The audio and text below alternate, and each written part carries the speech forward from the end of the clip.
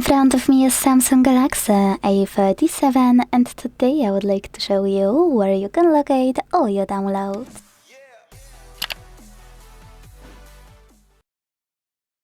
All you need to do is find this app called My Files that's already on your Samsung and click on it.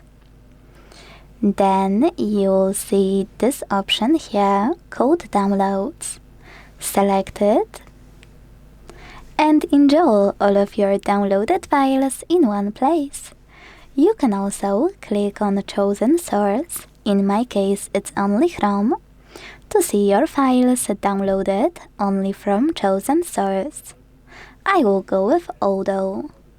Now, to open any of your files, click on it and tap on one of those apps to decide which one you want to use to launch it with, like Gallery.